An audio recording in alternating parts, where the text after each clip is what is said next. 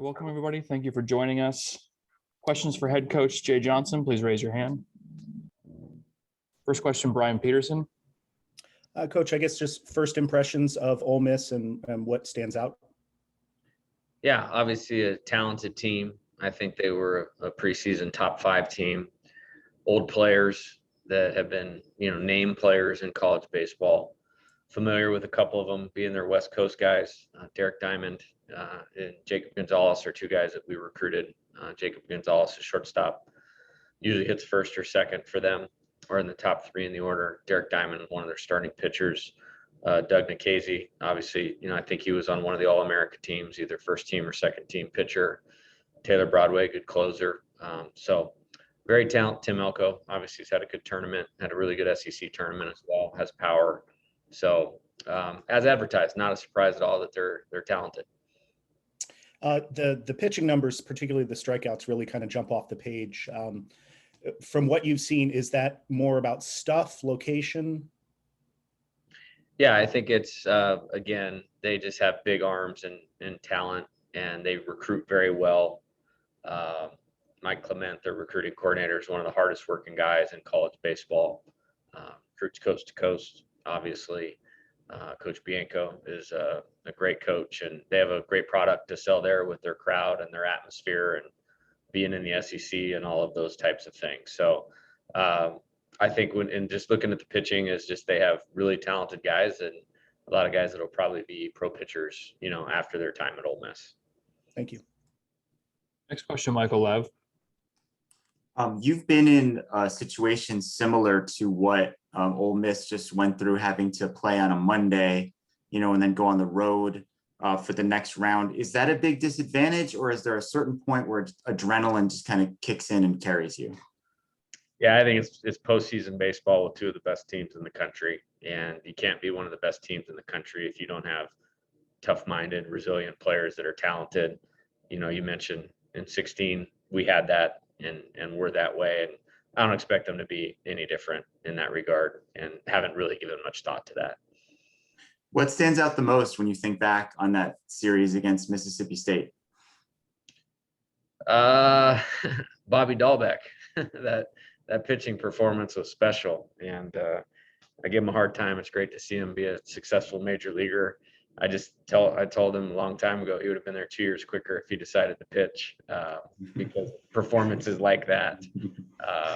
That obviously, and then Jake Mangum. I remember the last out of the first game, we made a pitching switch when Bobby'd thrown a shutout for 8 2/3 to flip Jake Mangum around and have him hit right-handed, and Cameron came in and struck him out. That stands out. And then I remember thinking, I don't remember the pitcher's name, but we were down and they brought in a sidearm pitcher to face Ryan Aguilar. And, I felt like it was a great matchup. Like, I felt like we caught a break, and then he hit the long home run. And then probably the last thing was we were the home team in the second game. So when Cesar hit the walk-off, I wanted to triple check that the game was over for sure, because it was strange being the home team on the road. So a lot of fun, good memories, and something obviously that has helped us, get the program to where it is today.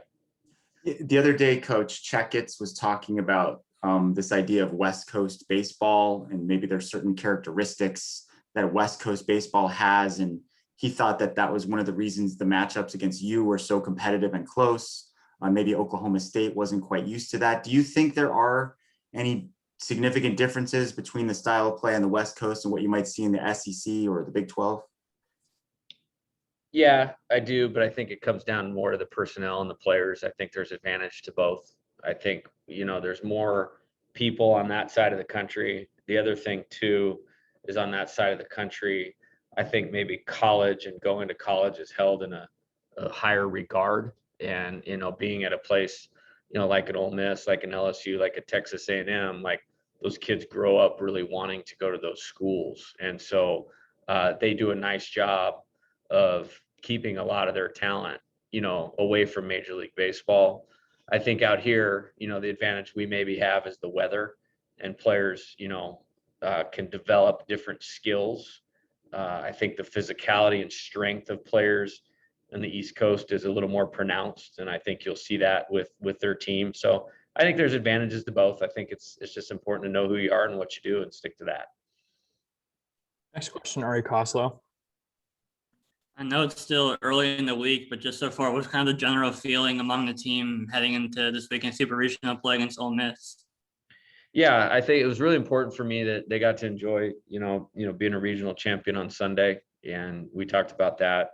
I think if you don't stop for a second, you can somewhat lose track of why are you putting in all the work.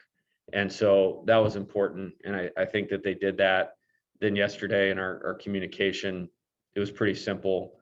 One thing this team has done good all year is move forward, and it's been a theme. When we swept 4 games at the Frisco Classic, which was a great performance, and kind of we maybe announced ourselves as we're going to be a team that's going to be hard to deal with.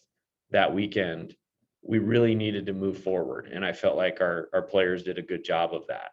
When we would sweep a good Pac-12 series, there's always that next challenge on the horizon, so it's important that you move forward. And so I have great confidence in their maturity and ability to move forward into this week. And, we'll start that off. They lifted earlier, and we'll have a good practice tonight. Next question, back to Michael Lev. Did the team have the day off yesterday? Yes. Yeah. We took the mandated day off yesterday. Okay.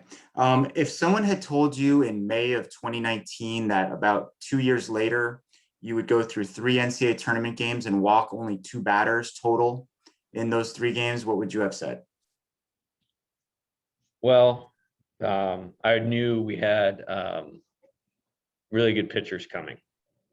Sometimes it's hard to really see that when you're going through a situation like that year where, again, we were Texas Tech or Oklahoma football scoring 60 and giving up 50. But I had faith that we would be better. And, when you think about Garrett Irvin, why was he going to be successful here? Is because he's a strike thrower. Chandler Murphy, why was he going to be successful? Because he was a strike thrower. Dawson Netz was a strike thrower. And so having these guys in the pipeline, I had great confidence. It just took them a little while to get here. It's like Chandler committed after we played for the national championship. That was 2016. I mean, he didn't pitch a game for us until 2020 because he was a freshman. So those are just some of the elements that behind the scenes about. If you're not in tune with that kind of stuff, you don't know about. So I don't know if I'd say I was surprised. I was confident that we would get better on the mound as the longer time went here. And I think last weekend was a good reflection of that because this group has gotten better throughout the year too. I mean, we gave up 13 runs to Oregon on a Sunday, in early April. So I'm pleased with their progression, this group's progression throughout the year as well. When what kind of an influence does that have on the outcome of a game when you walk that number of batters? I think it's everything. I would equate it to turnovers in football. You win the turnover battle in football, you put yourself in a good position to win. You win the free base war in baseball, you put yourself in a good position to win. Next question, back to Brian Peterson. Do you have an update on Mac Bingham? He's available to play. Yeah, he's available to play. And, right now, this time of year, it's really day to day with everything, which is not really different than how I do it in the regular season. And he's improving. Was at weights this morning and moving bars around pretty good. And I feel real good about the direction he's heading as far as to improving his role. And are you anticipating any changes to your roster are you able to change from one round to the next? You are able to change. And it's not a competitive advantage for me to comment on that right now. I think there's some differences between how you set yourself up for the regional versus the super regional based on the number of games that you could play. Thank you. Next question, back to Michael Lev. In terms of executing pitches, locating pitches, what have you seen out of Chase the last couple times out?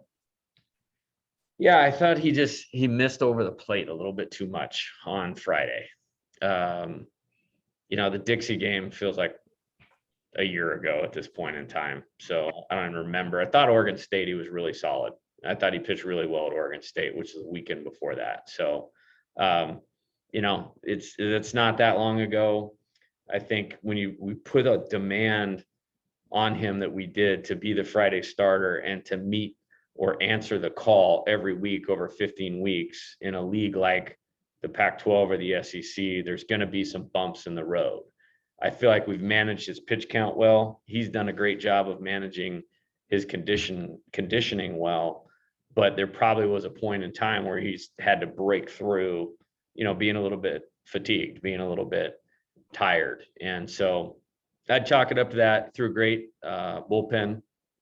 And I think we're got his preparation tweaked a little bit for this week on some adjustments that we made that I feel really good about. I think mindset wise, he'll be in a good space and be able to make a good contribution for us this weekend. When you say missing over the plate, and you look at some of the numbers, I don't think he had a 3-ball count in the whole game, but a lot of the hits came in situations where he had 2 strikes. Is that kind of play into that a little bit? Yeah, and take nothing away from Grand Canyon. That's a good team. They won 39 games. They have good players. I think Ortiz is a pro player. Juan Collado, one of their best players, was actually out and missed the tournament because he hurt his leg in the WAC tournament. But Elijah Burries is a good player. So I tip my hat to them. And then we kind of had some bad luck. I mean, the ball that bounced over Brandon's head at first actually hit behind home plate. Like it wasn't fair. And then it bounced into fair territory and then bounced over Brandon's head. And that was significant. That scored the guy all the way from first, ended up being an extra base hit. And then they punched one through with 2 strikes, where if that doesn't happen, it's a completely different start to that game. So I think he got a little bit unlucky. I think he knows the things that he needs to do better, to execute better and keep guys off base or keep the barrel off of the ball. I think his bullpen was a good step towards that. I think mentally he's moved past it and will be in a better place to execute better this week. I think you were 0 on challenges over the course of the weekend. What have you learned about that, the system, which plays you should challenge? Have you feel like you picked up anything that could maybe help you to make better decisions about that going forward? Yeah, the 2 of them were so late in the game that I wasn't worried about losing them. So that was the decision to challenge. Like Tyler's bunt, I believe it was on Friday. No, it was on Friday or Saturday. I just felt like that was a good one to go for. We were trying to get somebody else ready in the bullpen, so it was going to give them more time if we challenged it. And it's like timeouts in basketball. Like there's no use you don't take them to the locker room when the game's over if you need to use them. So I think the thing I probably learned is there's a lot of close plays, and I'm for the replay thing, especially with the meaningfulness of these games. I think if it's not called on the field, just the difference between what's indisputable and what's not, that's the difference right there. Because like there's a player that could be called out that is actually safe, but if it's a bad look, the wrong angle, and it's not indisputable, it's not going to get overturned. How much stock do you put into it when the players start doing this? Does that influence you at all? It's a good question. And I actually watched a couple games yesterday where I saw players make the same motion, and I love it when our guys are doing it. They're fighting for their team. I think if they don't do it, then it's their call's not going to get overturned. Like the player that's right there knows whether he was safe or out.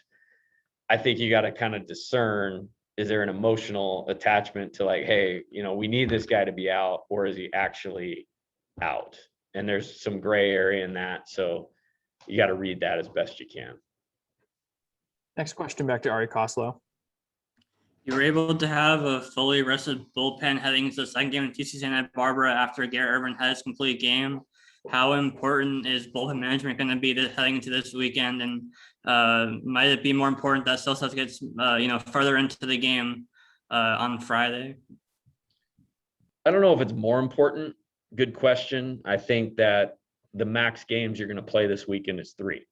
So it's the same as you do during the regular season. Whereas if you get into that losers bracket in a regional, you got to play 5 to win it, unless you're 2-0 out the chute. So, you know, Saturday or Sunday was interesting because, you know, once we got to 4-1 with 9 outs to go, it's like, we're going for it. I'm not leaving anything in the tank. I'm not coaching thinking these guys are going to fail and worry about burning somebody for tomorrow. That was the time to go for it. So I think it really just depends. But I do like the fact that we finished on Sunday. We're not playing until Friday. Everybody will be 100% ready to go, all hands on deck for all 3 games. Do we have any more questions for Coach? All right, thank you, everybody. That's all for today. We'll have more details hopefully tomorrow about Thursday's media session.